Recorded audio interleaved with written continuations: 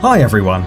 Magicians around the world are constantly upgrading their tricks, inventing and putting into practice the craziest ideas, and sometimes even playing with death. And all that for the viewers.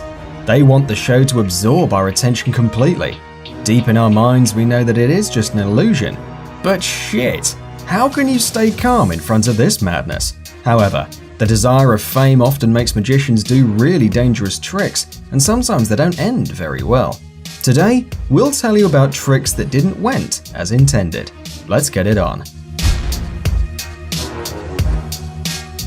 Charles Rowan, also known as Kaa the Mysterious, was a South African illusionist. His favorite tricks were hanging straitjacket escapes and jumps onto a pile of broken glass. In 1930, Kaa was doing a performance in Springfontein, Orange Free State, South Africa. He was doing a very dangerous trick. He had been tied with a straitjacket and had to escape from it while a car was heading straight at him at a pace of 25 miles per hour from a distance of 600 feet. Therefore, Kaa had only 10 to 15 seconds to escape the straitjacket if he wanted to get off the track of the car. He couldn't make it in time though, and the car ran him over.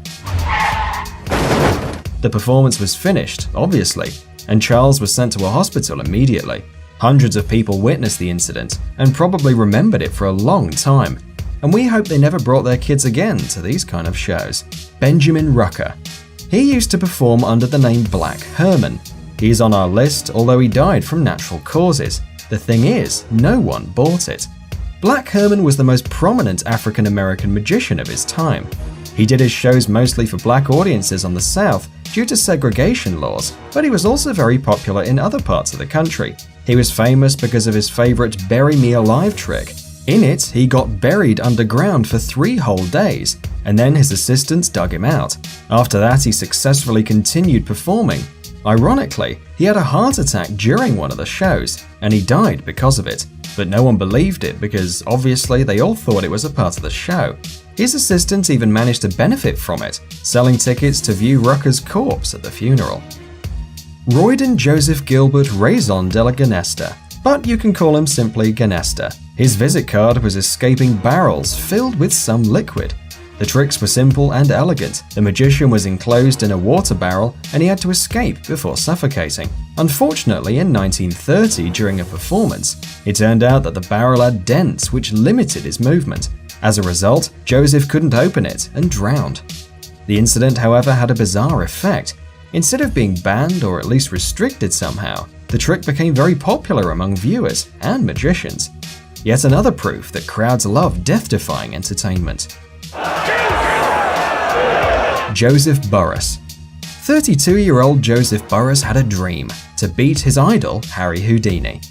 One night in 1992, he tried to perform a trick that the famous illusionist couldn't, to be buried alive and get out. So, Joseph put on his handcuffs, then his assistant locked him up in a coffin and buried him alive under 6.5 feet of mud and concrete. Oddly enough, no one could convince Joseph that it was impossible. While he was preparing for the show, the reporter that covered the performance warned him again, "The concrete dries out faster at the bottom than at the top," he explained. Therefore, even if not crushed to death, he would still have to dig his way out through a couple of feet of mud and hardened concrete without much air. Nonetheless, the concrete was not a problem for Burris.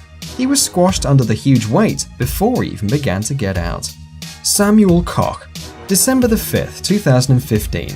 About 10 million people were watching the live transmission of the popular German show Wetten das, German for Wanna Bet That. That day, 23-year-old Samuel Koch was one of the participants. He had to jump over 5 moving cars using so-called kangaroo boots. Everything was going great, but when he got to the 4th car, one of the boots failed, and Samuel couldn't jump as high as he needed. The audience and the presenter were shocked, and the program was taken off air immediately. Doctors took the guy to the hospital. He underwent 2 operations and spent 10 days in a coma after breaking the cervical vertebrae.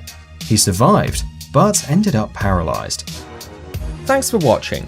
Please like and share the video in social networks, and we'll be right back to you as fast as we can.